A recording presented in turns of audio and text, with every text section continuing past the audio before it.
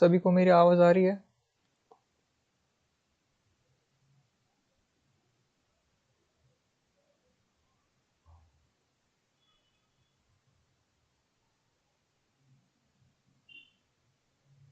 जो कल हमने क्लास की थी, कल मैंने कहा था कि क्लास के बाद आपको जो है फीडबैक देना है कमेंट में। तो कल जो है अंकुश कुमार जी एक ही स्टूडेंट थे जिन्होंने फीडबैक दिया। उन्होंने 10 में से 10 जो है रैंक देकर कहा कि बहुत अच्छी शुरुआत की आपने सर, बिल्कुल शून्य से पढ़ाया। तो थैंक यू अंकुश कुमार जी। बाकी जिन्होंने कमेंट किया उनका एक बार मैं नाम पढ़ लेता हूँ।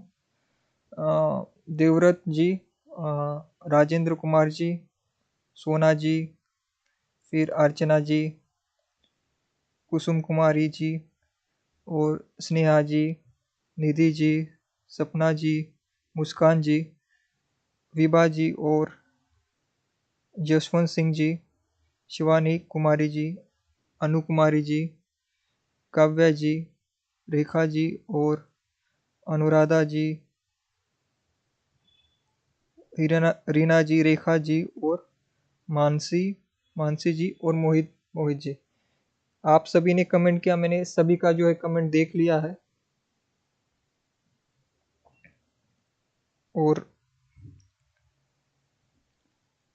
आज की जो क्लास होगी, आज की क्लास में आप जो है अ, आज की क्लास में आप बिल्कुल आज नीचे कमेंट कीजिए कि आपको क्लास कैसी लगी। 10 में से आपको कितने प्रतिशत लगा कि क्लास ठीक है। 10 में से आप 10 दे सकते हैं, या फिर आपको अच्छी लगी तो 10 दे सकते हैं, बुरी लगी तो 1 दे सकते हैं, ठीक ठाक लगी तो आप 5 भी दे सकते हैं। लेकिन ज़रूर दीजिएगा, जिससे मुझे फीडबैक मिलेगा कि आपको क्लास समझ आ रही है या नहीं। तो आज की क्लास में आप ज़रूर से जो है कमेंट कीजिए, क्योंकि मैं सारे कमेंट्स खुद पढ़ता हूँ। तो आप कमेंट कीजिए आपको कल की क्लास कैसी लगी। और कल जो भी स्टूडेंट पूछ रहे थे कि उनको क्लास की पीडीएफ नहीं मिल रही, तो डिस्क्रिप्शन में आज जो है क्लास की पीडीएफ डाल दी गई है। वहाँ से आप जो डिस्क्रिप्शन से जो है क्लास की पीडीएफ आप ले सकते हो। तो आज की क्लास हम शुरू करेंगे, उससे पहले मैं एक बार कमेंट देख लेता हूँ। अभी आज जो है 14-17 लोग लाइव है। कल क्लास में लाइव ज़्यादा थी लेकिन लाइक्स कम थी, ऐसा क्यों हो रहा है? आप क्लास देखने के बाद जो है लाइक किया कीजिए, क्योंकि पीपीटी बनाने में बहुत समय लगता है। मैं सुबह से पीपीटी बना रहा था। जो इतनी मेहनत कर रहे हैं हम, और लाइक और शेयर सब्सक्राइब करने के लिए जो कोई पैसे नहीं लगते, आपको फ्री होता है लाइक शेयर और सब्सक्राइब। और हमें भी उससे कोई फायदा नहीं है, क्योंकि लाइक शेयर से हमें कोई हमारे अकाउंट में 25 लाख नहीं आने वाली। तो आप लाइक जरूर किया कीजिए। तो अभी आज 16 लोग हैं, तो मैं एक बार कमेंट पढ़ लेता हूँ। रेखा जी आई है आज, विनोद जी आए हैं, संयम कुमार जी, प्रियंका सिंह जी, रेखा जी, प्रीतम जी, ज्योति जी। मैं सबका कमेंट पढ़ता हूँ, आप नीचे फीडबैक जरूर दीजिएगा। आज जब आप आज की क्लास कंप्लीट होने के बाद, तो उससे मुझे पता चलेगा कि आपके लिए क्या आगे वाले दिनों में कैसे हम नए बेहतर कर सकते हैं पीपीटी में, कुछ जो आपको कमी लगती हो। तो आप एक बार मैं सेटअप कर लेता हूँ यहाँ पर क्लास को। तो आपको तो परिचय मैंने दिया हुआ है कल, फिर भी आपको परिचय देखना हो तो यहाँ पर स्लाइड में परिचय मेरा है। हम सीधा जो है, आज देरी हो गई है तो हम सीधा ही पढ़ाई की तरफ मुड़ते हैं। कल तक हमने जो क्वेश्चन कर लिए थे कुछ 4, और आज जो हम पढ़ने वाले हैं वो है साहित्य इतिहास लेखन की परंपरा। तो जो भी साहित्य इतिहास ग्रंथ लिखे गए हैं हिंदी साहित्य में शुरू से लेकर अब तक, जो भी प्रमुख है उनको हम एक एक करके आज पढ़ेंगे। आज का क्लास जो है बहुत ही इम्पोर्टेंट टॉपिक हम पढ़ने वाले हैं हमारे साहित्य के दृष्टिकोण से। तो सबसे सबसे पहले हम पहला ग्रंथ पढ़ेंगे। हिंदी साहित्य इतिहास में जो पहला ग्रंथ है वो है इस्तेवार द लिटरेचर ए हिंदुस्तानी, जो गारसा दत्तासी ने लिखा था। इसे ही सबसे पहला ऐतिहासिक ग्रंथ माना जाता है साहित्य इतिहास में। जैसे कि हमने कल पढ़ा था पहली पीपीटी में कि भक्ति काल में, यहाँ पर देखिए भक्ति काल में हमें कुछ रचनाएं तो मिलती है, जैसे गोकुलनाथ की 84 वैष्णव की वार्ता, 200 वैष्णव की वार्ता और नाभादास की भक्तमाल। लेकिन इनको जो है कि इनमें सिर्फ कवियों का वर्णन मात्र था, इसलिए इनको साहित्य इतिहास ग्रंथ के दृष्टिकोण से प्रामाणिक माना नहीं जाता या फिर उसको रखा नहीं जाता। तो 19वीं शताब्दी में पहली जो रचना मानी जाती है हमारे हिंदी साहित्य में वो गारसा दत्तासी कृत इस्तिवार द लिटरेचर इंदोई हिंदुस्तानी यही है। तो इसी से हम जो है शुरुआत करेंगे आज।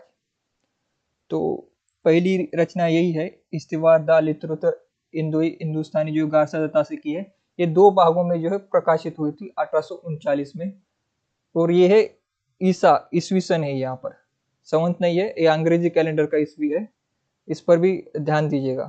तो ये प्रथम भाग प्रकाशित हुआ था 1839 में और द्वितीय भाग जो है 1847 में जो है द्वितीय भाग प्रकाशित हुआ। और उसके बाद दूसरा संस्करण जब निकला 1871 में, तो इसमें क्या किया गया कि उन्होंने 3 खंडों में विभाजित कर दिया पूरे इस्तिवार द लिटरेचर हिंदुस्तानी। तो ये किताब आप जब देखेंगे तो इस किताब में जो है केवल हिंदी साहित्य के रिलेटेड जो साहित्यकार है उनका ही नाम नहीं है, बाकी जो भी भारत में अलग अलग प्रदेशों से लेखक रहे, कवि रहे, उनके बारे में इसमें दिया हुआ है। तो इसमें उर्दू और हिंदी के 738 कवियों का विवरण उनके अंग्रेजी वर्ण क्रम के अनुक्रम से दिया गया है। अंग्रेजी यानी कि ABCD में जो हमारे अल्फाबेट आता है 26 जो अल्फाबेट आते हैं ना, उसके अनुसार यहाँ पर दिया गया है, ना कि हमारे हिंदी के वर्ण के अनुसार। तो यहाँ पर जो ए से नाम शुरू होगा, जैसे ए से कोई नाम हो, जैसे आकाश नाम हो, तो अगर ऐसे नाम के कोई व्यक्ति या कवि होंगे तो वहां से शुरू हो जाएगा। ABCD इस प्रकार से अंग्रेजी वर्ण में दिया है, इस पर भी आप जो है ध्यान दीजिएगा। तो ये फ्रेंच भाषा में लिखा गया था, ये हिंदी में नहीं लिखा गया था, ये फ्रेंच भाषा में लिखा गया था। इंदोई का अर्थ होता है हिंदवी, हिंदवी यानी कि हिंदी। जो आप देखेंगे आदिकाल में खुसरो ने भी इस सबसे पहले इसका प्रयोग किया था, हिंदवी शब्द का। हिंदवी का अर्थ होता है कि हिंदी प्रदेश, जो हमारा दिल्ली और दिल्ली के आसपास का जो प्रदेश है, वहां पर जो बोली भाषा बोली जाती थी, उर्दू मिश्रित और बोली भाषाओं से मिश्रित, खड़ी बोली से मिश्रित, उसे हिंदवी कहा जाता है। तो हिंदवी हिंदी का एक रूप है। और दूसरा हिंदुस्तानी, जो इसे या फिर इसे हिंदुस्तानी कहा जाता है। जैसे उर्दू का पुराना नाम जो है रेख्ता है, ये भी याद रखिए, उर्दू का जो पुराना नाम है रेख्ता नाम की एक बहुत बड़ी वेबसाइट भी आपको देखने को मिलेगी इंडिया में, जो कि इसी नाम से है। तो उर्दू का प्राचीन नाम रेख्ता भी था, हिंदुस्तानी भी उर्दू को कहा जाता है बहुत बार। तो इसे ब्रिटेन और आयरलैंड की प्राच्य साहित्य अनुवादक समिति की ओर से पेरिस में प्रकाशित किया गया था, जिसमें काल विभाजन और नामकरण का कोई प्रयास नहीं किया गया था। तो ये जो पुस्तक है इस्तिवार द लिटरेचर हिंदुस्तानी, ये मैंने देखी है, इसमें मैंने पढ़ा है। तो इसमें बहुत सी गलतियां, जैसे महाराष्ट्र के ज्ञानदेव, आपको शायद बहुत लोगों को पता होगा ज्ञानदेव के बारे में, जिनको पता नहीं है वो मराठी कवि थे।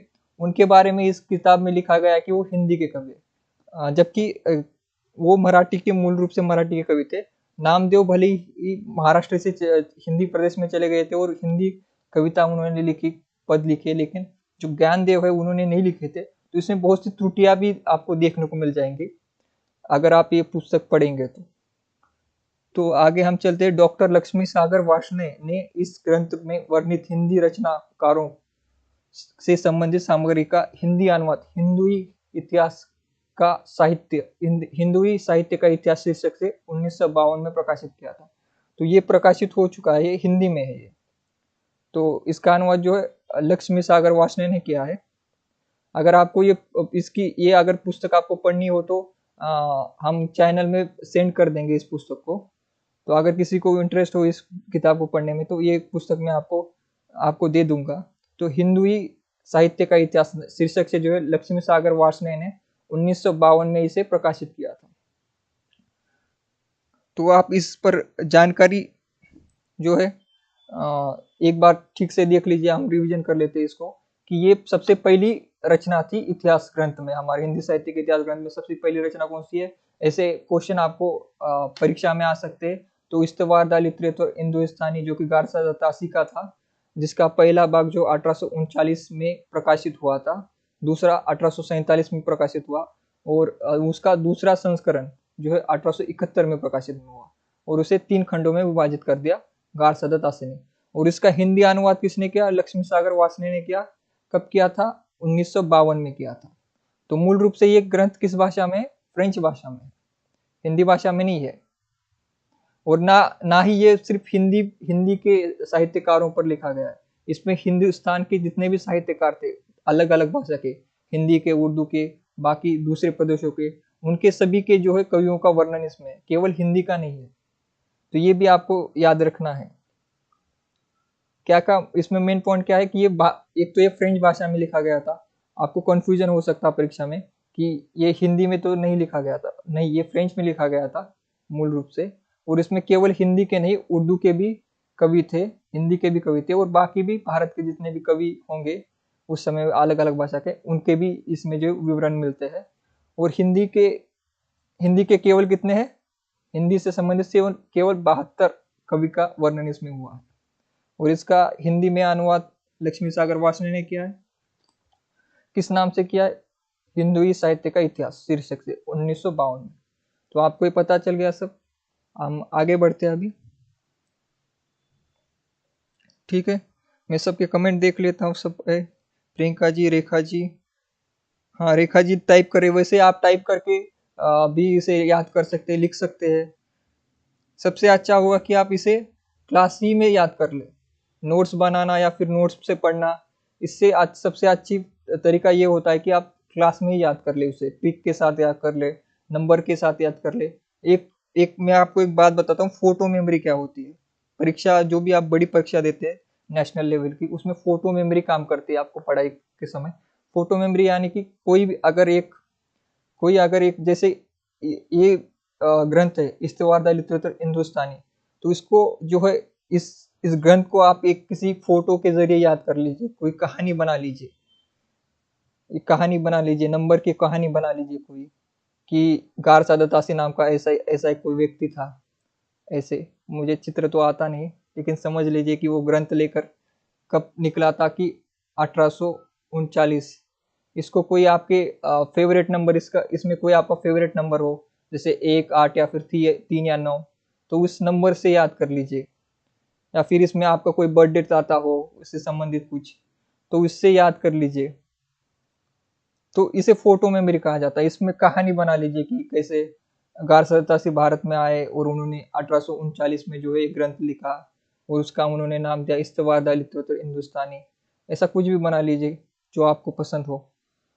तो इससे फोटो मेमोरी से क्या होता है, याद रहने में आसानी होती है। हम आगे बढ़ लेते हैं। तो आगे जो रचनाएं लिखी गई, तजकीरा ई शुआरा ई हिंदी, मौलवी करीमुद्दीन नाम के जो व्यक्ति है, उन्होंने 1848 में जो है इसको लिखा है। दिल्ली कॉलेज द्वारा प्रकाशित इस ग्रंथ में 1004 कवियों का विवरण दिया गया है, जिसमें 62 कवि ही हिंदी से संबंधित है। तो देखिए, जो पहले की रचनाएं जैसे इस्तेवादा लिटरेचर हिंदुस्तानी हो गया, अब ये मौलवी जी का जो है रचना होगी, इसमें हिंदी के जो है कम कवि है। ये पूरे भारत के सारे कवियों पर लिखी गई ग्रंथ है। तो हिंदी के केवल 62 कवियों का ही संबंध है। इस ग्रंथ का महत्व इस बात में है कि इसमें सर्वप्रथम कालक्रम का ध्यान रखा गया। तो कालक्रम की दृष्टि से पहला ग्रंथ कौन सा है? तो ये है। इसमें कालक्रम यानी कि जिसका समय पहले है उसे पहले रखा गया है, जिसका समय बाद में उसे बाद में रखा गया, किंतु नामकरण नहीं किया गया। तो इसमें नामकरण नहीं किया गया है। इसे तब का शुआरा भी कहा जाता है। ये शायद उर्दू का कोई नाम होगा, फारसी उर्दू भाषा से। तो भाषा काव्य संग्रह महेश दत्त शुक्ल, ये जो तीसरा ग्रंथ है, जो कि 1873 में जो है प्रकाशित हुआ। इसमें यह हिंदी भाषा में लिखा गया प्रथम ग्रंथ है। तो हिंदी भाषा में लिखा गया, इसे याद कर लीजिए। ये इंपॉर्टेंट पॉइंट हो सकता है, इसे परीक्षा में पूछा जा सकता है। आजकल जो नई परीक्षाएं आ रही है उसमें ऐसे ही प्रश्न पूछे जा रहे हैं, जो कि जिस पर हमारा ज्यादा ध्यान नहीं जाता। जो कम फेमस कवि है, रचनाकार है, या फिर साहित्य इतिहास ग्रंथ लिखने वाले आलोचक है, उन पर अभी प्रश्न पूछे जा रहे हैं। जैसे महेश दत्त शुक्ल, इनका बड़ा नाम नहीं है साहित्य में, लेकिन ये जो है पहले ऐसे इतिहासकार थे जिन्होंने हिंदी भाषा में हिंदी साहित्य को लिखा, हिंदी साहित्य का इतिहास लिखा। तो ये हिंदी भाषा में लिखा गया प्रथम हिंदी साहित्य इतिहास संबंधी ग्रंथ था। यह नवल किशोर प्रेस से प्रकाशित हुआ। ये प्रेस का नाम है नवल किशोर। तो इसके बाद जो शिव सिंह सरोज, ये बहुत ही महत्वपूर्ण जो है रचना है, ग्रंथ है, क्योंकि इसका आधार जो शुक्ल जी ने भी लिया था अपने इतिहास ग्रंथ को लिखने में। तो इसे शिव सिंह सेंगर जी ने 1838 में जो है नवल किशोर प्रेस, उसी प्रेस से जिसमें भाषा काव्य संग्रह प्रकाशित हुआ था, ये लखनऊ की है, तो उसी प्रेस से जो है प्रकाशित किया। इस ग्रंथ में सर्वप्रथम 1000 से ज्यादा, 1000 से ज्यादा कितने हैं, 1000 से ज्यादा है तो 1003 भाषा कवियों का विवरण दिया गया है। इसी से यह बात के इतिहासकारों के लिए आधार भी बना। बात के इतिहासकारों में किसका नाम आता है, शुक्ल जी का। शुक्ल जी ने इसी ग्रंथ को आधार बनाया था अपना हिंदी साहित्य का इतिहास लिखते समय। तो 1000 से ज्यादा, और कुल अगर पूछा जाए तो 1003 भाषा कवियों का विवरण दिया गया था। इसके पूर्व में 838 कवियों की रचनाओं के नमूने तथा उत्तरार्ध में 1003 कवियों की जीवन परिचय दिया गया है। तो इसमें जो कवियों का जीवन परिचय भी दिया गया है, ये भी याद रखिए। इसमें वर्णानुक्रम पद्धति का प्रयोग किया गया है, काल विभाजन और नामकरण करने का प्रयास नहीं किया गया। तो वर्णानुक्रम मैंने आपको कल पढ़ाया था, वर्णानुक्रम कैसे होता है। तो आपको एक बार फिर से मैं पुरानी स्लाइड पर ले जाता हूँ। यहाँ पर है वर्णानुक्रम। वर्णानुक्रम और ये वर्ण ऐसे है, याद रखिए। हिंदी में हम जैसे बचपन में पढ़ते हैं कक्षा 1-2 में, तो वहां पर अ से शुरू होता है, लेकिन जब हम वर्णानुक्रम से देखते तो आ से जो है शुरू होता है और ह पर खत्म हो जाता है। तो यहाँ पर थोड़ा वर्णानुक्रम जो लिखते समय डिक्शनरी में भी आप देखेंगे हिंदी की, तो थोड़ा सा अलग होता है। तो ये क्रम ऐसा होता है, ये इसे भी याद रखिए।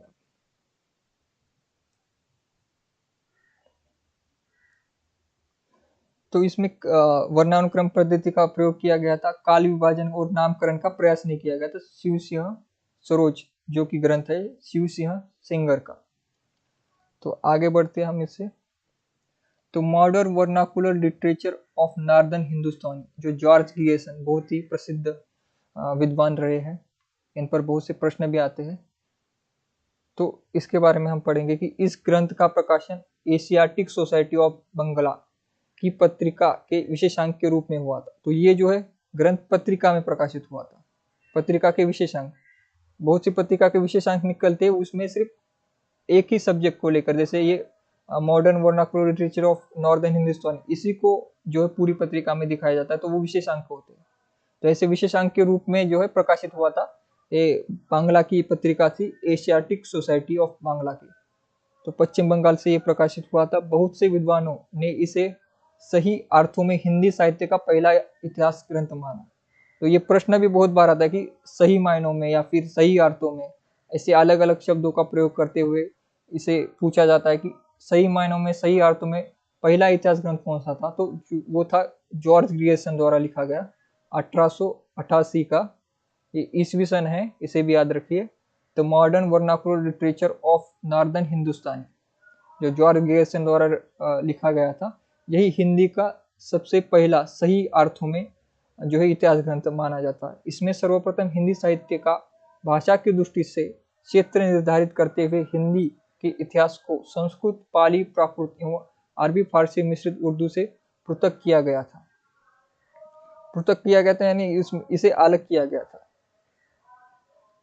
तो पहली बार जो है संस्कृत, पाली, प्राकृत, ये जो भाषा है इनको अलग दृष्टिकोण से देखा गया। अरबी फारसी मिश्रित उर्दू को अलग भाषा माना गया, संस्कृत को अलग, पाली को अलग और प्राकृत को अलग और उर्दू को अलग करके केवल हिंदी पट्टी के, हिंदी की जो बोलियां है और हिंदी जो खड़ी बोली है, इनसे बनी हुई हिंदी को ही हिंदी मानकर जो इस ग्रंथ को लिखा गया है।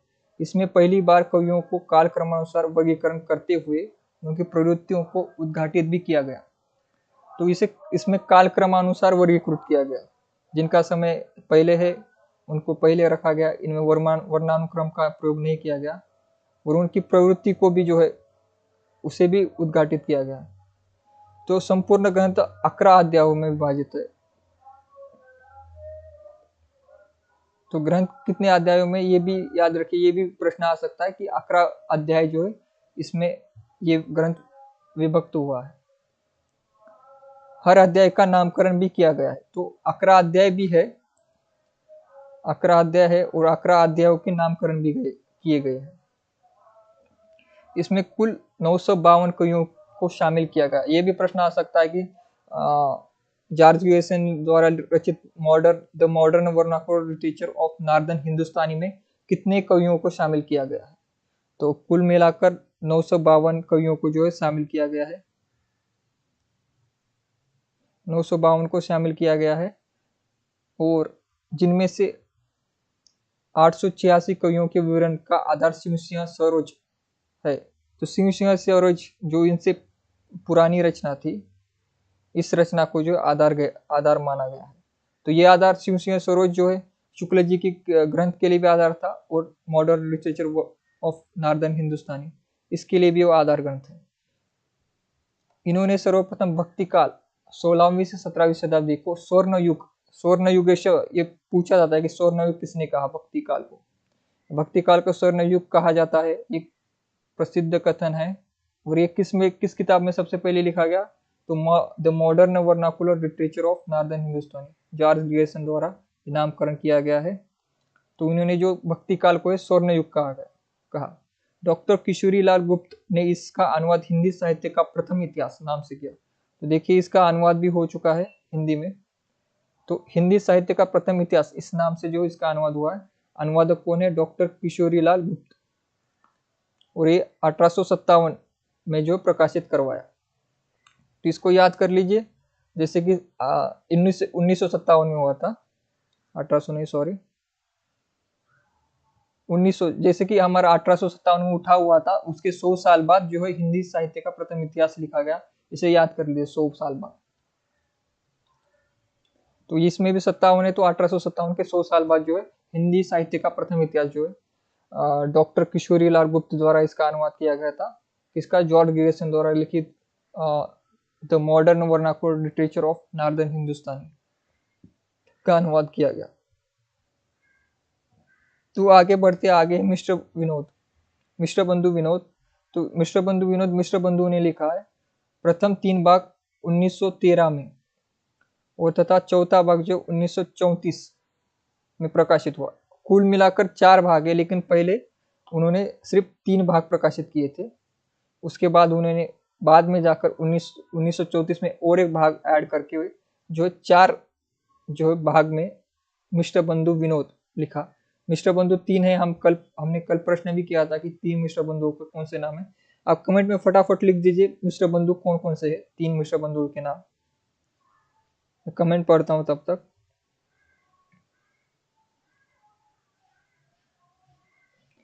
क्लास में आवाज में कुछ दिक्कत हो तो आपका अगर आवाज कम लग रही हो तो आप वॉइस बढ़ा सकते हैं।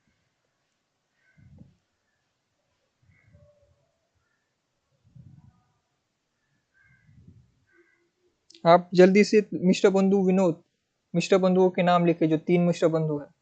कमेंट में देख रहा हूं कौन सबसे पहले लिखता है। तो इसमें जो है मिस्टर बंधु विनोद में है 4591 कवियों को शामिल किया गया था। लगभग जो है 4500 जो है कवियों को शामिल किया गया था। तो ग्रियर्सन यद्यपि काल विभाजन में नामकरण कर चुके थे, किंतु व्यवस्थित रूप से इसका श्रेय मिस्टर बंधुओं को दिया जाता है। तो नामकरण का जो श्रेय है काल विभाजन और नामकरण, तो उसका श्रेय जो है मिस्टर बंधुओं को दिया जाता है, क्योंकि ग्रियर्सन ने तो किया था नामकरण और 11 अध्यायों में विभक्त भी किया था और 11 अध्यायों का नाम भी किया था, लेकिन व्यवस्थित रूप से जो है नामकरण मिस्टर बंधुओं ने किया है। उन्होंने संपूर्ण इतिहास को 5 कालों में विभाजित किया। ये जो है पॉइंट इंपॉर्टेंट है, क्योंकि हम 4 जो है भागों को, जैसे आदिकाल, भक्तिकाल, रीतिकाल और आधुनिक काल, इन 4 भागों को ही हम सामान्य रूप से मानते हैं। लेकिन मिश्र बंधु विनोद में जो है 5 कालों में विभाजन किया गया था मिश्र बंधु द्वारा। तो 3 मिश्र बंधु 3 भाई थे, गणेश बिहारी मिश्र, यहाँ पर नाम भी लिखा हुआ है फिर से।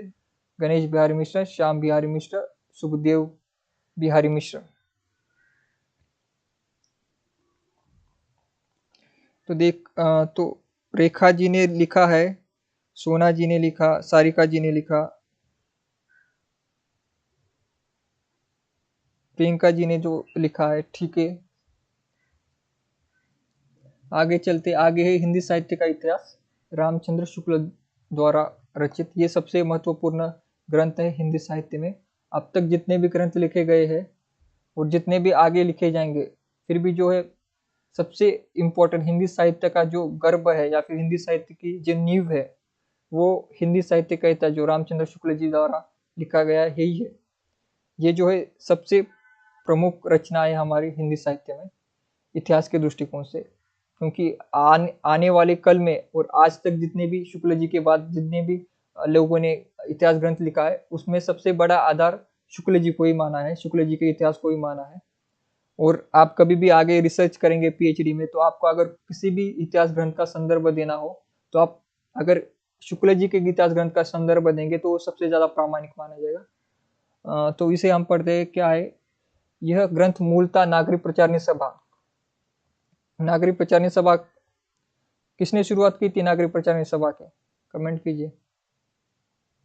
नागरिक प्रचारणी सभा से प्रकाशित हिंदी शब्द सागर, ये सबसे पहले एक ग्रंथ के रूप में नहीं, हिंदी शब्द सागर जो कि एक बहुत बड़ा ग्रंथ है, बहुत बड़ा शब्द सागर है, तो उसकी भूमिका के रूप में लिखा गया था। तो इस शब्द सागर की भूमिका इतनी बड़ी थी, तो इस शब्द सागर कितना बड़ा होगा आप देख सकते हैं।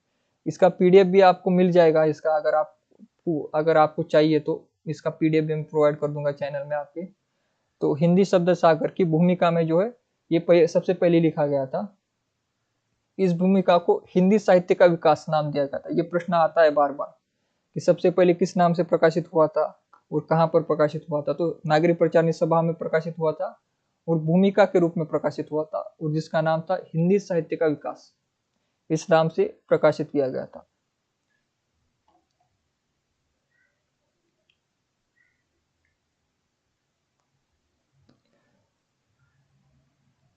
ये हिंदी का सर्वाधिक प्रख्यात इतिहास ग्रंथ है। इसमें रचनाकारों को की इतिवृत्त की बजाय उनके रचनात्मक विशिष्ट पर आधार अधिक बल दिया गया। विधेयवादी पद्धति का प्रयोग, जो कि हमने कल पढ़ा था कि विधेयवादी पद्धति हिंदी में सबसे पहले किसने अपनाई? तो शुक्ल जी ने अपनाई थी। विधेयवादी पद्धति का प्रयोग करते हुए तत्कालीन युगीन परिस्थितियों के संदर्भ में हिंदी साहित्य के इतिहास को विश्लेषित किया गया। तो तत्कालीन युगीन परिस्थितियों में क्या आता है? एक सामाजिक परिस्थिति आती है, राजनीतिक परिस्थिति आती है, फिर सांस्कृतिक परिस्थिति आती है कि उस समय संस्कृति कैसी थी, समाज कैसी था। तो इसको ही तत्कालीन युग का परिस्थिति कहा जाता है। तो इसमें दो तीन जो मेन बातें आती है कि राजनीतिक परिस्थिति कैसी थी, वहां पर सामाजिक परिस्थिति कैसी थी, लोगों की विचारधारा उससे पता चलती है। उससे जिस प्रकार की राजनीति होती है, जिस प्रकार का माहौल होता है, उसी प्रकार से रचनाएं लिखी जाती है। तो समाज का साहित्य पर बहुत बड़ा प्रभाव पड़ता है और साहित्य का भी समाज पर प्रभाव पड़ता है। ये एक दूसरे के पूरक है, समाज और साहित्य एक दूसरे के पूरक है। समाज में जो घटित होगा वो साहित्य में आपको ऑटोमेटिकली देखने को मिलेगा, और साहित्य में जो लिखा जाएगा वो समाज में आ जाएगा पढ़कर लिखकर। तो जैसे हिंदी साहित्य में अभी जो अलग अलग विमर्श लिखे जा रहे हैं, किन्नर विमर्श है, नारी विमर्श है, विकलांग विमर्श है, अल्पसंख्यक विमर्श है, ये सारे विमर्श साहित्य में शुरू हुए। फिर ये साहित्य में शुरू होकर फिर उसका जो समाज पर प्रभाव पड़ा, समाज में लोगों की दृष्टिकोण बदला। तो ये समाज और साहित्य एक दूसरे के पूरक है और एक दूसरे पर प्रभाव डालते हैं। तो इसलिए हमें कभी इतिहास ग्रंथ लिखना होता है तो इन सभी बातों का जो है ध्यान रखना होता है। तो ये विधेयवादी पद्धति जो शुक्ल जी ने अपनाई थी, और अपभ्रंश साहित्य को हिंदी से अलग करते हुए पूर्व पीठिका के रूप में वर्णित किया था उन्होंने। तो ये बहुत बार आता है कि अपभ्रंश को जो है उन्होंने साहित्य में स्थान नहीं दिया था, उसे अलग कर दिया। अलग करके क्या कहा? उसे पूर्व पीठिका कहा के रूप में वर्णित किया। पूर्ण इतिहास का इतना तार्किक एवं सुव्यवस्थित काल विभाजन किया कि परिवर्ती इतिहास ग्रंथों में प्राय उसका ही प्रयोग किया गया। तो देखिए इतना तार्किक और इतना सुव्यवस्थित ये ग्रंथ बना है कि आज तक इतने सालों बाद भी, लगभग अब 100 वर्ष होने वाले हैं इस ग्रंथ को लिखे हुए।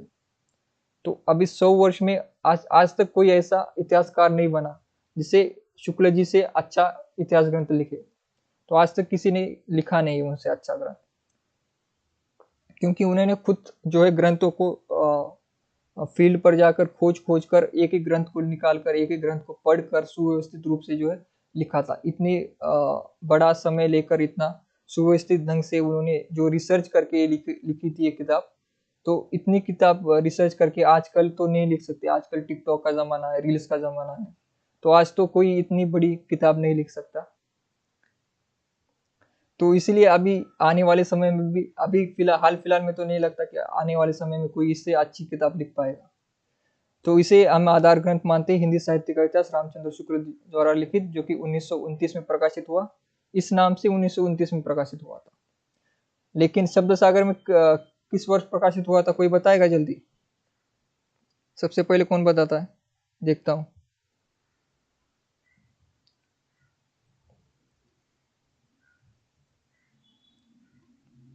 कमेंट में बताइए कि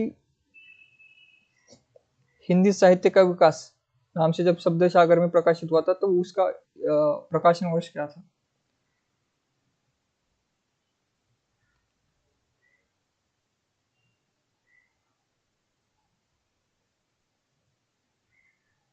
देख रहा हूँ 15 लोग जो है लाइव है अभी।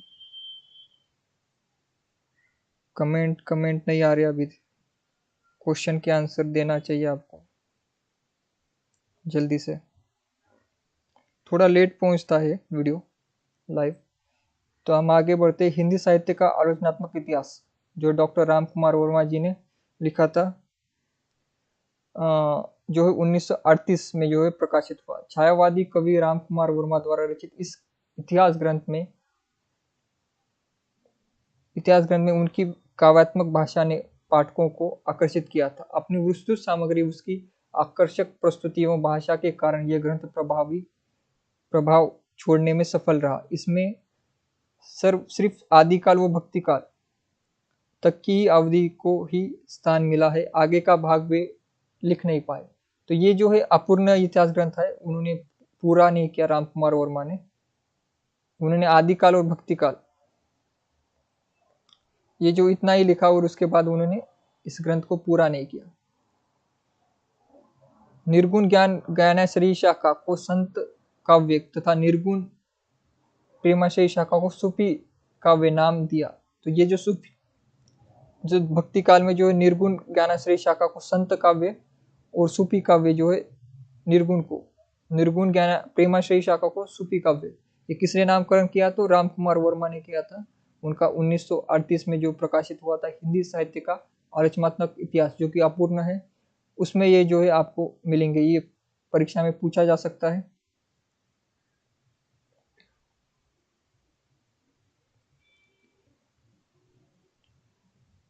इसमें अपभ्रंश साहित्य के बड़े हिस्से को भी शामिल कर संधि काल शीर्षक के अंतर्गत प्रस्तुत किया गया था। तो अपभ्रंश जो था आदिकाल से पहले, अपभ्रंश साहित्य के बड़े हिस्से को शामिल किया और उसका नाम क्या गया? संधि काल। संधि काल क्यों कहा गया? क्योंकि ये हिंदी और उससे पूर्व की अपभ्रंश का मिश्रण था। अपभ्रंश के बाद अवट आती है, तो ये जो मिश्रण हुआ, एक भाषा से दूसरी भाषा में जब हमारी भाषा शिफ्ट होती है तो उसे संधि काल कहा जाता है। तो एक भाषा हम छोड़ते हैं और दूसरी भाषा हम ग्रहण करते हैं। तो अपभ्रंश के बाद धीरे धीरे हम जो आज की हिंदी है उसे ग्रहण करना शुरू कर दिया हमने। तो इस शीर्षक के अंतर्गत प्रस्तुत किया। वर्मा जी ने इसी से आदिकाल को संधि काल एवं चारण काल कहा। तो ये भी पूछा जाता है संधि काल एवं चारण काल किसने कहा? तो राम कुमार वर्मा जी ने इसे संधि काल और चारण काल कहा, क्योंकि चारण कवि जो है आदिकाल में आपको देखने को मिलेंगे। चारण कवि जो है उनका अर्थ होता है कि जो राजाओं की जो राज दरबार में जो कवि के रूप में स्थापित होते हैं, वहां पर उनको आर्थिक सहायता भी मिलती है, आर्थिक रूप से वो सबल बनते हैं। तो वो चारण कवि होते हैं, वो काव्य जो है राजा के लिए लिखते हैं, उनके शौर्य गाथा, उनकी वीर गाथाएं लिखी जाती है। उनको जो है उनके संबंध में जो है अच्छी बातें लिखने वाले कवि उस समय ज्यादा थे। तो ये चारण काल और संधि काल, इसलिए उन्होंने राम कुमार वर्मा जी ने इसे कहा था। तो आगे बढ़ते, आगे है हजारी प्रसाद द्विवेदी जी के 3 ग्रंथ हैं और इनका जो है क्रम से पूछा जाता है परीक्षा में कि पहला ग्रंथ कौन सा था। तो क्रम के प्रश्न आते हैं बहुत से परीक्षा में, तो क्रम के प्रश्न में ये हमेशा आता ही रहता है, हजारी प्रसाद द्विवेदी का। तो हिंदी साहित्य की भूमिका 1940 में लिखी, हिंदी साहित्य उद्भव और विकास 1952 में लिखा, और हिंदी साहित्य का आदिकाल ये भी जो 1952 में लिखा। तो इसे ट्रिक के साथ याद कर लीजिए। पहले उन्होंने भूमिका लिखी, तो भूमिका के साथ जो है वो उद्भव और विकास हुआ उसका, भूमिका लिखी और भूमिका का उन्होंने विकास किया, और विकास करने के बाद क्या आता है, भूमिका के बाद सबसे पहला हमारा कौन सा काल आता है, तो आदिकाल आता है। तो भूमिका, विकास और आदिकाल याद रखिए। आदिकाल नाम सुनकर आप पहले ना लगा दीजिए, आदिकाल पहले लिखा होगा शायद, ऐसा सोचकर परीक्षा में, तो नहीं। सबसे पहले हम क्या, अब अगर आप कोई ग्रंथ देखते हैं, कोई भी किताब देखते हैं, तो किताब में क्या होता है, सबसे पहले भूमिका लिखी जाती है, सबसे पहले भूमिका लिखी जाती है।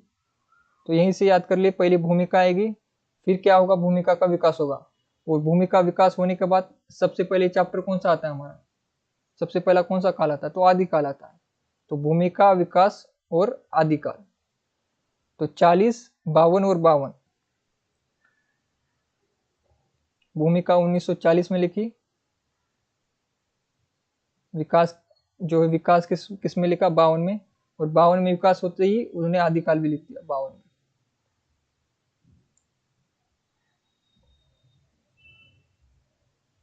तो क्लास में ध्यान दीजिए आप सभी लोग।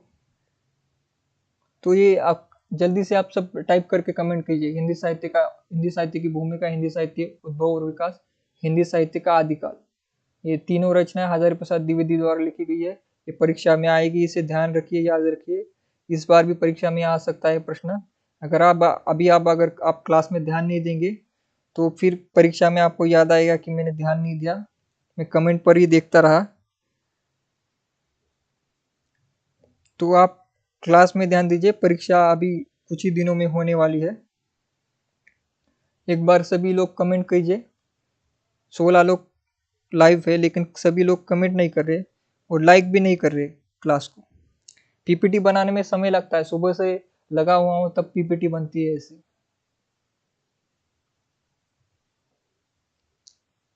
तो क्लास में आप ध्यान दीजिए, और ये मुझे ये बताइए, हिंदी साहित्य की भूमिका कब लिखी गई थी, हिंदी साहित्य का उद्भव और विकास कब लिखा गया था, हिंदी साहित्य का आदिकाल कब लिखा गया था।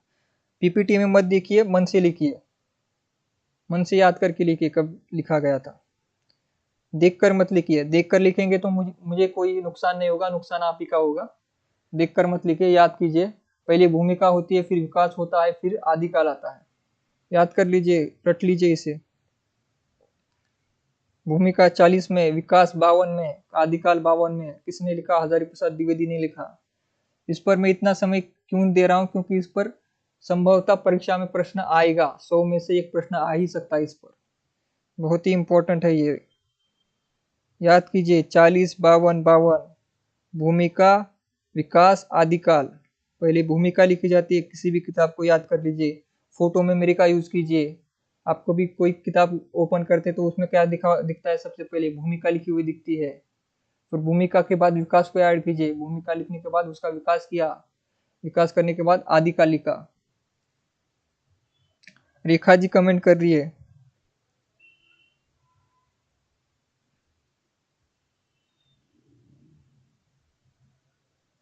देखिए, एक दो ही स्टूडेंट है जो कमेंट कर रहे हैं, बाकी के स्टूडेंट पता नहीं क्या कर रहे हैं। सब लोग कमेंट कीजिए, मैं देख रहा हूँ कौन कौन कमेंट कर रहा है, कौन कौन क्लास में है। जो क्लास में होगा वो क्लास खत्म होने के बाद फीडबैक देगा, 10 में से कितने मार्क्स है, 10 बटा में देंगे। अब 10 में से अच्छा लगा तो 10 में से 10 देंगे। जो ये लिखेगा कमेंट में, मुझे पता चलेगा उसने पूरी क्लास की है।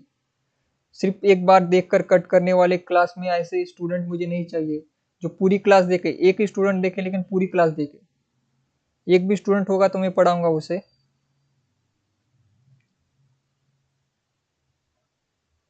सृष्टि जी ने लिखा है, देखिए सबसे पहले सृष्टि जी ने पूरा लिखा है। हिंदी साहित्य की भूमिका 1940 में, हिंदी साहित्य का उद्भव और विकास 1952 में, हिंदी साहित्य का आदिकाल 1952 में, हजारी प्रसाद द्विवेदी। जयश्री जी ने लिखा है, हिंदी साहित्य का उद्भव और विकास 52 में। सभी के कमेंट देख रहा हूँ, कौन कौन कमेंट कर रहा है। तो हम आगे बढ़ते हैं। हजारी प्रसाद द्विवेदी ने कोई स्वतंत्र इतिहास ग्रंथ नहीं लिखा। ये स्वतंत्र इतिहास ग्रंथ नहीं था। इसमें जो है उन्होंने, जैसे कि इस हिंदी साहित्य की भूमिका में उन्होंने सिर्फ भूमिका लिखी है, परिचयात्मक है ये, और उद्भव विकास में भी उसका उद्भव और विकास लिखा। लेकिन पूर्ण रूप से आदिकाल, भक्तिकाल, रीतिकाल और आधुनिक काल, ऐसा जैसे शुक्ल जी ने लिखा है क्रमबद्ध तरीके से पूर्ण किताब, ऐसी किताब जो है हजारी प्रसाद द्विवेदी ने नहीं लिखी। लेकिन ये जो 3 ग्रंथ है लिखे, वो इतिहास ग्रंथ से मिलते हैं और आधार ग्रंथ माने जा सकते। तो हजारी प्रसाद द्विवेदी ने कोई स्वतंत्र ग्रंथ नहीं लिखा, इसे भी ध्यान दीजिए। स्वतंत्र इतिहास ग्रंथ जो है नहीं लिखा है, किंतु उल्लेखित 3 ग्रंथों साहित्य इतिहास से संबंधित है एवं इनमें एक निश्चित साहित्य इतिहास दृष्टि भी मिलती है। आचार्य द्विवेदी इतिहास को परंपरा के विकास के रूप में व्याख्यायित करते हैं।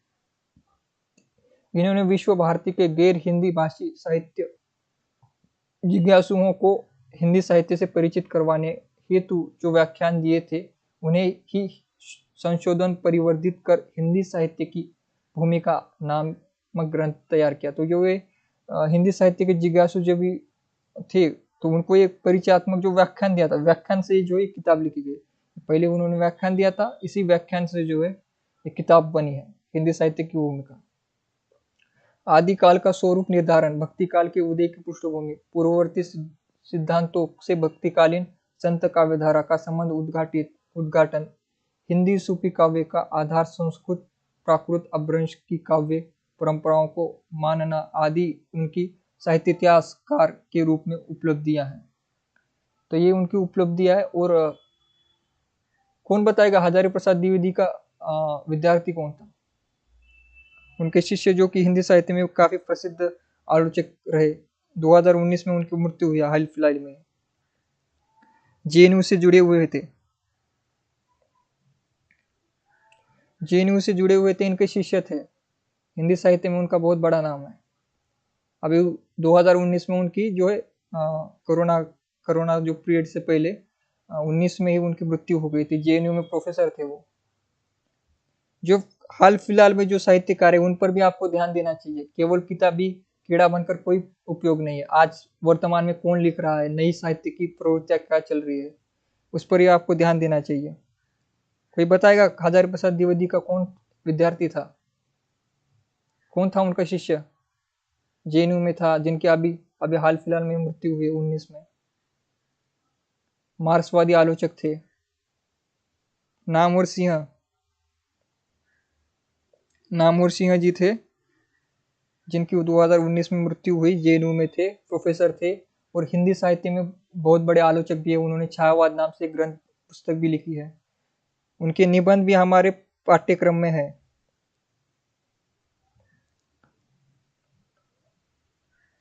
कोई बात नहीं, आपको पता नहीं था तो इसलिए क्लास कर रहे हैं ना, आपको अभी फैक्ट पता चल गया। रेखा जी, आपको पता नहीं था लेकिन पता होना चाहिए आपको। आज वर्तमान समय में जो आज नई वाली हिंदी के कौन लेखक है? 2 3 4। हाँ, रिंकी यादव जी ने, सोना जी ने लिखा। हाँ, नामवर सिंह जी जो इनके ही शिष्य थे, हजारी प्रसाद द्विवेदी के शिष्य थे। तो याद रखना चाहिए कौन किसका शिष्य है। कोई बताएगा शुक्ल जी का शिष्य कौन था, जिसने छायावाद पर इतना व्यवस्थित रूप से लिखा था? छायावाद में आलोचकों के रूप में उनका नाम सबसे बड़ा है। हाँ हाँ, संस्कृति और सौंदर्य, बिल्कुल पाठ्यक्रम में है। तो ऐसे अगर आप ऐसे जोड़ कर पढ़ेंगे तो आपको पता चलेगा। उसमें हजारी प्रसाद द्विवेदी के बारे में लिखा है नामवर सिंह जी ने। अब ये फैक्ट आपको पता चल गया, तो जब नामवर सिंह जी का हजारी प्रसाद द्विवेदी के साथ नाम आएगा या फिर हजारी प्रसाद द्विवेदी का के साथ कोई कथन आएगा तो नीचे नामवर सिंह आएगा, तो आपको याद रहेगा कि इनके शिष्य है, शायद इन्होंने लिखा हो सकता है। तो ऐसे अगर आप लिंक करेंगे तो याद रहेगा आपको। हाँ, विश्वनाथ त्रिपाठी जी भी उनके शिष्य थे। हाँ, दूसरी परंपरा की खोज, इस किताब में ही ये जो है निबंध था। सही कहा, रिंकी जी पढ़ती रहती है ऐसा लग रहा है। बाकी लोग पता नहीं सो रहे हैं या फिर क्लास में सिर्फ बैठे हैं। तो आपको कमेंट करना है, जो कमेंट करेगा उसका नाम दिखेगा यहाँ पर। आदिकाल का स्वरूप निर्धारण, भक्ति काल की उदय की पृष्ठभूमि, पूर्ववर्ती सिद्धांतों से भक्तिकालीन संत काव्य धारा का संबंध, ये जो हमने अभी पढ़ा था, ये जो इनकी उपलब्धियां। अब आगे बढ़ते हिंदी साहित्य का वैज्ञानिक इतिहास। तो हिंदी साहित्य का वैज्ञानिक इतिहास किसने लिखा? गणपति चंद्र गुप्त ने। इसे याद कीजिए, 1965 में उन्होंने लिखा था। ये 1965 में गणपति चंद्र गुप्त ने लिखा है हिंदी साहित्य का वैज्ञानिक इतिहास। ये आपको परीक्षा में आ सकता है कि हिंदी साहित्य का वैज्ञानिक इतिहास किसने लिखा। तो आचार्य शुक्ल द्वारा प्रतिपादित ढांचे में आमूल चूल परिवर्तन करने का एक सार्थक प्रयास इस ग्रंथ के माध्यम से किया गया। संपूर्ण इतिहास को 3 कालों में विभक्त किया गया। तो देखिए, मिश्र बंधुओं ने 5 में किया था और इन्होंने कितने में किया? 3 में किया। विभक्त कितने में किया? 3 किया। क्या नाम से किया? प्रारंभिक काल, मध्यकाल और आधुनिक काल। तो याद रखिए, मिश्र बंधुओं ने 5 में विभाजित किया था इतिहास ग्रंथ को, काल को, लेकिन यहाँ पर गणपति चंद्र गुप्त ने 3 में किया है। लेकिन हम साहित्य में आमतौर पर 4 काल मानते हैं: आदिकाल, भक्तिकाल, रीतिकाल और आधुनिक काल। इसमें साहित्य इतिहास के विकासवादी सिद्धांतों की प्रतिष्ठा करते हुए उसके आलोक में हिंदी साहित्य की नूतन व्याख्या प्रस्तुत करने की चेष्टा की गई। तो याद रखिए कि हिंदी साहित्य का वैज्ञानिक इतिहास किसने लिखा? तो गणपति चंद्र गुप्त ने लिखा। विज्ञान, विज्ञान से ज्ञान को जोड़िए, ज्ञान को जोड़िए। विज्ञान में क्या होता है? ज्ञान होता है। ज्ञान प्लस वी से विज्ञान बना है। तो विज्ञान में जो है, और गणपति जो ईश्वर है, ज्ञान के देवता है। आप सभी को पता होगा, गणपति जो है ज्ञान के देवता है। और ज्ञान के देवता से ही ज्ञान से विज्ञान को जोड़ लीजिए और इसको याद कीजिए। वैज्ञानिक इतिहास किसने लिखा? तो गणपति चंद्र गुप्त ने लिखा। आगे बढ़िए। आगे है हिंदी साहित्य का इतिहास। तो ये फिर से नाम आता है हिंदी साहित्य का इतिहास। और बहुत बार बहुत से ज्यादातर स्टूडेंट जो है इसमें कंफ्यूज हो जाते हैं कि हिंदी साहित्य का इतिहास जो ये ग्रंथ है, जिसके संपादक डॉक्टर नागेंद्र है, और उसके बाद हरदयाल, ये जो बाद में उन्होंने जो है इसमें संस्करण, अभी नए जो संस्करण आ रहे हैं उसमें उन्होंने जो है परिवर्तन किया है, हरदयाल ने 1973 में, बाद में। तो पहले ये नगेंद्र जी ने लिखा। ये ग्रंथ इनका लिखा हुआ नहीं, ये संपादित किया हुआ है। संपादन और लेखन में अंतर होता है। इधर जो स लिखा है ये संपादन का, इसका शॉर्ट फॉर्म में। तो हिंदी साहित्य का इतिहास जो नगेंद्र द्वारा लिखा गया है, ये संपादित ग्रंथ है, ना कि ये उनके द्वारा लिखित ग्रंथ है। तो ये संपादित ग्रंथ है। आप इसमें पढ़ेंगे तो इसमें बहुत से जो है लेखक मिलेंगे आपको, जिन्होंने एक एक चैप्टर लिखा था। अगर किसी के पास किताब होगी तो आप किताब में, मैं आपको बताता हूँ किताब में पेज नंबर। तो आप देखिए, पहले 2-3 पृष्ठ के बाद लेखक मंडली आपको दिखेगी इसकी। तो इसमें नगेंद्र है, भोलानाथ तिवारी है, गणपति चंद्र गुप्त है, राम गोपाल शर्मा जी है, आचार्य परशुराम चतुर्वेदी जी है, तारकनाथ बाली है। तारकनाथ बाली जी प्रसिद्ध आलोचक रहे हैं। त्रिलोकीनाथ दीक्षित जी, विजेंद्र स्नातक, मनमोहन गौतम, महेंद्र कुमार, प्रेम प्रकाश गौतम, भगीरथ मिश्र। भगीरथ मिश्र हमारे पुणे यूनिवर्सिटी के पहले विभागाध्यक्ष भी थे, यहाँ पर थे वो। उन्होंने शुरुआत की यहाँ पर पुणे यूनिवर्सिटी में हिंदी डिपार्टमेंट की। तो भगीरथ मिश्र जी का काव्य शास्त्र, पाश्चात्य काव्य शास्त्र और काव्य शास्त्र नाम की 2 प्रसिद्ध किताबें हैं उनकी। तो वो भी यहाँ पर, जो इस हिंदी साहित्य का जो नगेंद्र का है, उसमें जो काव्य शास्त्र का भाग जो है भगीरथ मिश्र जी ने लिखा है। इतिबद्ध काव्य उन्होंने लिखा है। मनोहर लाल गौड़ और बाकी बहुत से और भी है, इन सभी ने जो है। और हरदयाल ने जो क्या लिखा है, जो इनका नाम संपादक में आता है, तो उन्होंने लिखा उत्तर आधुनिक विमर्श, अद्यतन हिंदी कविता। ये जो अभी नई जो कविता है, नई जो आलोचना, जो नई बाद में जो अभी नए लेखक आए, कवि आए, उनके बारे में हरदयाल ने लिखा। और फिर अभी संपादन वही कर रहे थे। इसका लेटेस्ट संपादन जो अभी का नया प्रकाशन अभी है, वो इनके द्वारा किया गया। तो याद रखिए 2 नाम जुड़े हुए हैं और इन्होंने संपादन किया था, लेखक नहीं थे ये। इसमें से एक चैप्टर उन्होंने नगेंद्र ने लिखा, बाकी के चैप्टर बाकी विद्वानों ने लिखी है। तो इसमें 26 विद्वानों के सहयोग से इस ग्रंथ को लिखा गया था। सभी विद्वानों के सहयोग से ये ग्रंथ लिखा गया था। इतने विद्वानों के कारण एक ऐतिहासिक दृष्टि संपूर्ण ग्रंथ में अद्योपंत नहीं हो पाई है, किंतु फिर भी प्रत्येक काल वो उससे जुड़े रचनाकारों पर सरल भाषा में अपेक्षाकृत अधिक प्रामाणिक व व्यवस्थित सामग्री के कारण यह विद्यार्थियों में विशेष रूप से प्रचलित है। तो देखिए शुक्ल जी की किताब के बाद जो है ये जो संपादित डॉक्टर नागेंद्र द्वारा संपादित हिंदी साहित्य का इतिहास, ये जो प्रसिद्ध है विद्यार्थियों में। तो इसके बाद हम बढ़ते हिंदी साहित्य और संवेदना का विकास, रामस्वरूप चतुर्वेदी। ये पुस्तक बहुत ही महत्वपूर्ण है, इससे बहुत से कथन पूछे जाते हैं परीक्षा में। रामस्वरूप चतुर्वेदी जी द्वारा रचित ये रचना है, इन्होंने लिखा है, ये संपादित नहीं किया उन्होंने, ये पूरी रचना उनकी है। तो ये 1986 में जो है प्रकाशित हुई थी और हिंदी साहित्य इतिहास लेखन के लिए व्यास सम्मान सहित कई अन्य पुरस्कार प्राप्त करने वाला यह ग्रंथ अपनी लोकप्रियता एवं आकर्षण में अद्वितीय है। तो इस पर उन्हें पुरस्कार भी मिला था, व्यास पुरस्कार मिला था, व्यास सम्मान से सम्मानित ये कृति है। अलबत्ता रामस्वरूप चतुर्वेदी मूलतः आचार्य शुक्ल की दृष्टि से प्रभावित है, किंतु फिर भी उन्होंने शुक्ल जी के युगीन दृष्टिकोण और द्विवेदी जी के परंपरावादी दृष्टिकोण में परस्पर संबंध बनाते हुए लिखा है। तो आपको बहुत बार जो है बहुत से कथन ऐसे लगेंगे कि शुक्ल जी ने कथन लिखे हैं, लेकिन वो कथन होते हैं रामस्वरूप चतुर्वेदी के, क्योंकि रामस्वरूप चतुर्वेदी जी में जो है कि उनका अंश मिलता है, उनसे उन्होंने जो है प्रेरणा ली है।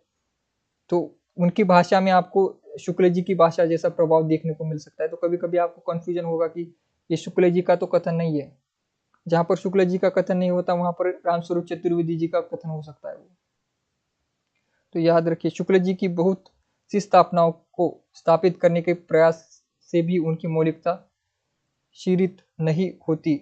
शुक्ल जी की परंपरा को गंभीरता से पुनर्परिभाषित किया है।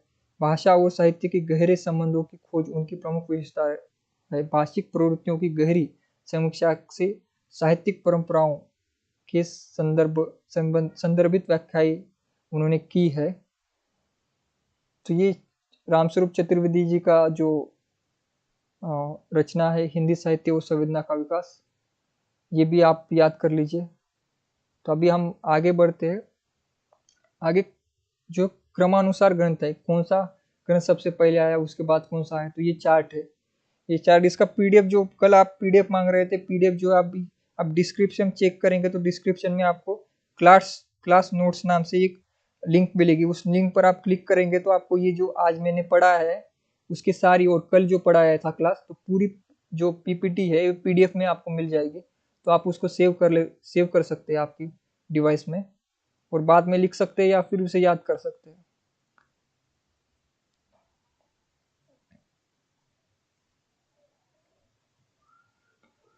तो अभी काल क्रमानुसार हम देखते हैं कि कौन सा साहित्य इतिहास ग्रंथ जो है पहले आया था। तो सबसे पहले आया था इस्तवा डा लिटरेचर इंदोई हिंदुस्तानी, ये जो सबसे पहला ग्रंथ है, सबसे पहले यही आया था। तो अगर कभी कालक्रम के अनुसार प्रश्न पूछा जाए परीक्षा में तो इसको सबसे पहले रखना है, इसके पहले कोई भी रचना नहीं है, इसे ही सबसे पहले मानना है। जो गारसादा तासी का है 1839, समय भी याद रखिए आप साथ में। इतज की कीरा ई शुआरा ई हिंदी, ये जो है उतनी प्रसिद्ध भी नहीं, वो पूछी उतनी जाएगी भी नहीं, ये इसको आप छोड़ भी सकते हो। इसको मौलवी करमुद्दीन द्वारा लिखी गई थी, इसे छोड़ दीजिए। भाषा काव्य संग्रह महेश दस्तक शुक्ल जी द्वारा। फिर आता है शिवसेन सरोज, ये है 1883।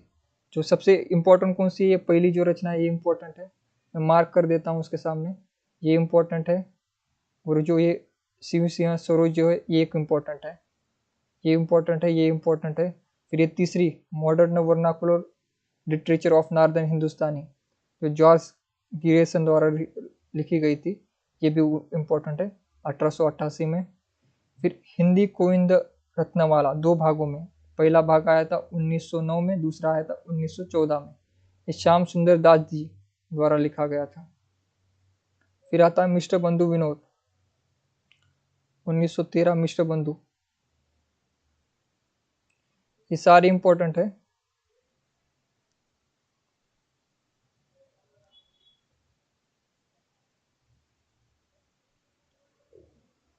आगे चलते, स्केच ऑफ हिंदी लिटरेचर 1917 में एडविन ग्रिप्स द्वारा लिखा गया था।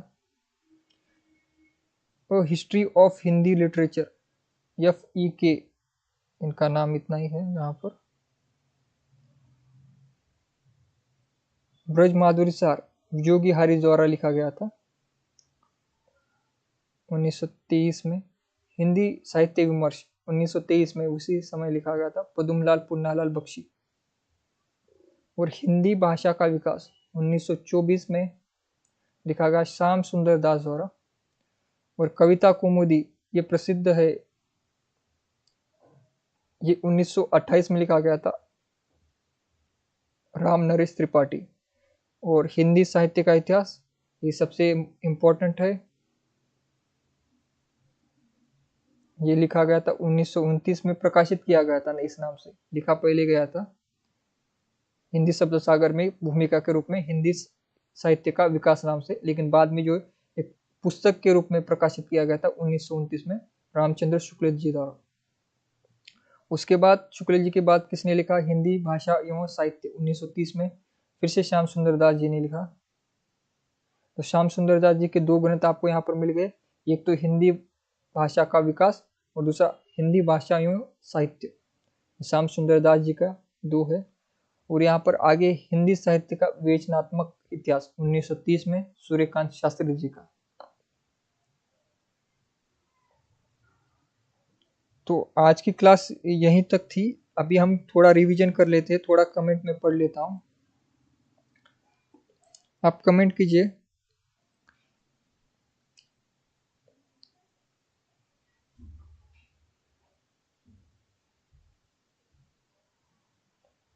रेखा जी का कमेंट मैंने देख लिया, आरोही जी, प्रियंका जी, निधि जी। हाँ, निधि जी लिख रही है हिंदी साहित्य का इतिहास संपादक नगेंद्र ने किया था। हाँ, ये याद रखिए 16 लेखक थे, सभी लोगों ने लिखा है, सोना जी ने लिखा है, यादव जी ने लिखा है, रिंकी जी ने लिखा है। जो कमेंट कर रहे हैं, मैं सभी कमेंट देख रहा हूँ, मैं कौन कौन क्लास में है, कौन कमेंट कर रहा है, कौन सोया हुआ है क्लास में सिर्फ। तो आप अभी आज आज कल तो सिर्फ एक ही स्टूडेंट ने जो रेटिंग दी थी 10, उन्होंने 10 में से 10 ही दी थी। आप 10 में से एक भी दे सकते हैं, आपको बुरा लगे तो, मुझे कोई बुरा नहीं लगेगा, क्योंकि सुधार करना होता है। और एक टीचर हमेशा विद्यार्थी रहता है, आजीवन विद्यार्थी रहता है, जो आजीवन विद्यार्थी रहता है वही सीखता है। तो मैं भी एक विद्यार्थी के रूप में ही यहाँ पर आपको पढ़ा रहा हूँ, एक विद्यार्थी ही समझिए मुझे, क्योंकि अगर किसी को लगता है कि वो शिक्षक बन गया है तो उसका जो विकास वहाँ पर खत्म हो जाता है, वो विकास नहीं कर पाता। तो आप भी आगे चलकर जब पढ़ाने लगेंगे तो इसे याद रखिए कि आप आजीवन एक विद्यार्थी रहेंगे, और विद्यार्थी की हैसियत से ही आप अपने से जो जूनियर्स है उनको पढ़ाएंगे। अगर आप में कभी ये अहंकार आ गया कि आप एक शिक्षक बन गए, आपको सब पता है, तो आपका वहाँ पर ही विकास खत्म हो जाएगा, क्योंकि हिंदी साहित्य इतना विस्तृत है कि हर किसी को सारी जानकारी नहीं हो सकती, आपको हर किसी से सीखना होता है। आप विद्यार्थियों से भी बहुत कुछ सीख सकते हैं, और मैं आपसे भी बहुत कुछ सीखता हूँ। आप कमेंट करते हैं, आप नई बातें जानकारी देते हैं, उससे भी मैं बहुत कुछ सीखता हूँ। तो ये कमेंट आप रेटिंग जो है क्लास खत्म होने के बाद लाइव चैट में नहीं, आप कमेंट में कीजिएगा जब क्लास खत्म हो जाती है। उसके साथ आप मुझे ये बताइए कि इस पीपीटी में कुछ गलतियां हो, या फिर मेरे पढ़ाने में कुछ गलतियां हो, या फिर कोई सुधार करना हो, तो आप बिल्कुल बता सकते हैं, क्लास में बता सकते हैं, चैनल पर बता सकते हैं। आपको आगे इसके अलावा आपको कौन सी क्लास चाहिए, या फिर आपको क्लास का समय ठीक लग रहा है या नहीं, आप जो भी जानकारी हो, जैसे आपको एमसीक्यूज वो करने हैं, या फिर अभी पीवाईक्यूज की सीरीज भी हम लाने वाले हैं। पीवाईक्यू अगर आपको करना हो तो वो भी बता सकते हैं आप, क्योंकि परीक्षा नज़दीक आ रही है। तो आप बता सकते हैं सभी। और जाते वक्त आप कमेंट कीजिएगा, लाइक कीजिएगा सभी। अभी क्लास में बहुत से स्टूडेंट आकर चले गए, जो अभी अंत तक जो जुड़े हुए हैं ना, उनका भविष्य सुनहरा है, उनका भविष्य अच्छा होगा, उनका नेट जेआरएफ बिल्कुल होगा, क्योंकि जो अंत तक जुड़े होते हैं उनका जो है भविष्य में कुछ अच्छा ही होगा। जो पढ़ने आए हुए हैं, भले ही यहाँ पर जो है 10-12 लोग ही सीरियसली पढ़ रहे हैं, आदि से लेकर अंत तक पूरी क्लास जिन्होंने देखी है, अभी 1 घंटे से क्लास चल रही है लगभग, तो जिन्होंने देखा है उन स्टूडेंट के लिए उन स्टूडेंट के लिए मैं ये दिन रात जो पीपीटी बनाता हूँ, इतना ये इसमें कलर भर के अलग अलग टाइप करके। तो वो अगर इसमें से एक भी स्टूडेंट अगर पास हो गया तो भी मेरे लिए बहुत खुशी है। एक स्टूडेंट का भी एक भी क्वेश्चन सही हो गया परीक्षा में तो इतना ही मेरे लिए सार्थक होगा, इतना काम करना। यहाँ पर मैं पैसे लेने के लिए या फिर कुछ सब्सक्राइबर लेने के लिए, प्रसिद्धि लेने के लिए नहीं आया हूँ। यहाँ पर मैं सिर्फ आपको पढ़ाने आया हूँ, आपकी मदद करने आया हूँ। क्योंकि इसमें लाइक, शेयर, कमेंट, सब्सक्राइब करने से मुझे कोई एक पैसे की फायदा नहीं मिलेगा, एक पैसा भी मेरे अकाउंट में नहीं आने वाला, आपको भी पता है। यहाँ पर सब कुछ जो है आपके लिए है। इसमें एक भी स्टूडेंट का एक भी क्वेश्चन सही हो जाता है परीक्षा में, इस पीपीटी से अगर एक भी क्वेश्चन आएगा परीक्षा में, क्योंकि इस पीपीटी से एक क्वेश्चन तो आएगा ही जरूर। 100 क्वेश्चन में एक क्वेश्चन तो इस जो स्लाइड्स है, लगभग कितने हैं ये 20 स्लाइड्स है, इस 20 स्लाइड्स में जो है कम से कम एक तो प्रश्न आएगा ही, क्योंकि ये बेस है। और अगर इस बेस को अगर आपने तैयार कर लिया तो आपका आगे चलकर बिल्कुल आपके परीक्षा में अच्छे मार्क्स आ सकते हैं। अब अगर मेरे मार्क्स आ सकते हैं तो आपके क्यों नहीं मार्क्स आ सकते। जैसे मैंने क्वालिफाई किया, तो आप मार्क्स पर ध्यान दीजिए, आप मार्क्स पर ध्यान दीजिए, मार्क्स आपके बढ़ने चाहिए। क्वालिफाई करना इम्पोर्टेंट नहीं है, नेट जेआरएफ क्वालिफाई करना इम्पोर्टेंट नहीं है, आपके परीक्षा में मार्क्स कितने आते हैं वो इम्पोर्टेंट है। आप परीक्षा में मार्क्स मार्क्स देखिए, आप मार्क्स आपके मार्क्स अच्छे आने चाहिए। आपके पेपर में ऐसा ना हो कि आपको पेपर में सिर्फ 20 ही क्वेश्चन आ रहे हैं, 20 ही सही हो गए, या फिर 10, 12, 15 ही सही हो गए और आप सेलेक्ट भी हो गए, तो इसका कोई फ़ायदा नहीं है। आप भविष्य में अगर आप पढ़ाएंगे तो आपके पास जानकारी होनी चाहिए। तो आप परीक्षा पास करने के लिए नहीं, जानकारी के लिए कीजिए कि आपके परीक्षा में जितना भी आए तो उसमें से कम आपको 50, 60, 70% तो आपको पता होना चाहिए कि किस में से प्रश्न आ रहे हैं। तो आज की क्लास यहीं हम ख़त्म करेंगे, समाप्त करेंगे। आप सभी का धन्यवाद। एक बार मैं कमेंट पढ़ लेता हूँ कौन कौन लाइव है, सभी कमेंट में हाय भेजिए, मैं देख लेता हूँ कौन कौन लाइव है। प्रियंका जी, रिंकी जी, रेखा जी, निधि जी, जो भी लाइव है एक बार उनका मैं कमेंट पढ़ लेता हूँ, आज कौन कौन क्लास में थे। आप साथ में आप भेजिए, आप किस राज्य से या फिर किस शहर से, ये देखो मैं कहाँ कहाँ से जुड़े हैं विद्यार्थी। अंजू कुमारी जी, बीना कुमारी जी, सोना जी, सभी का कमेंट पढ़ रहा हूँ। आप कहाँ कहाँ किस शहर से है ये भी बता दीजिए साथ में, जिससे मुझे पता चले कहाँ कहाँ से छात्र जुड़े हैं हमारे साथ। संजय कुमार जी, सभी के एक बार मैं कमेंट पढ़ लेता हूँ। आपको क्लास कैसी लगी आप बिल्कुल बताइएगा। और इस क्लास का जो लिंक है आप व्हाट्सअप स्टेटस पर डाल दीजिए, जिससे आपके जो भी मित्र होंगे वो क्लास ले पाएंगे। अगर क्लास में ज़्यादा से ज़्यादा स्टूडेंट आते हैं तो एक शिक्षक को भी ऐसा लगता है कि वो अच्छे से पढ़ाए और मेहनत करे। पीपीटी को बनाने में अगर 3 घंटे लगते तो वो 4 घंटे लगाकर भी पीपीटी बना देगा। हाँ, बिहार से सोना जी है, उड़ीसा से जयश्री जी है, रेखा जी, सभी का कमेंट। यूपी से जय प्रियंका जी है, बिहार से डिम्पल जी है, रिंकी जी रिंकी जी का धन्यवाद। पीना जी का ज़्यादा तो बिहार से ही, ज़्यादा बिहार और यूपी से स्टूडेंट है, राजस्थान से है रेखा जी, संजय जी भी यूपी से है। सभी का धन्यवाद, आप सभी ने क्लास में आप आए, आपने पढ़ा, सब धैर्य से पढ़ा। और मुझे बहुत गर्व है कि सारे स्टूडेंट हमारे जो है होशियार है और सिर्फ केवल और केवल स्टडी के बारे में बात करते, इतर बात नहीं करते। ये देखकर मुझे बहुत अच्छा लगा कि क्लास में सभी जो स्टूडेंट है सारे के सारे सीरियस स्टूडेंट है, इनको परीक्षा में सफल होना है। आपके कमेंट से ही मुझे पता चलता है कि आप कितने सीरियस हो। कमेंट्स में सभी लोग जो है पढ़ाई की बात करते हैं, क्लास में देखिए या फिर चैनल पर भी। तो भले ही हमारे जो स्टूडेंट कम है, फॉलोअर्स कम है या फिर सब्सक्राइबर कम से, लेकिन कम भी ऐसे है कि सारे के सारे महारथी हैं, एक से एक धुरंधर है, सबको अच्छी नॉलेज है। तो सबका मैंने कमेंट देखा। तो अभी हम ये क्लास बंद अभी समाप्त कर देता हूँ मैं। आप कमेंट जरूर कीजिएगा आपको कैसा लगा। आप नीचे वो जैसा मैंने कल बताया था आपको 10 में से आपको कितना अच्छा लगता है, 10 में से 10 या फिर 10 में से 5।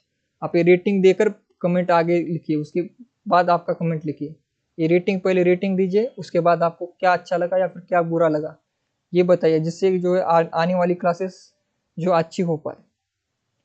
तो आप सभी का धन्यवाद। अभी मैं क्लास बंद कर देता हूँ। सभी का जो भी आज जुड़े सभी का मैं एक साथ धन्यवाद करता हूँ।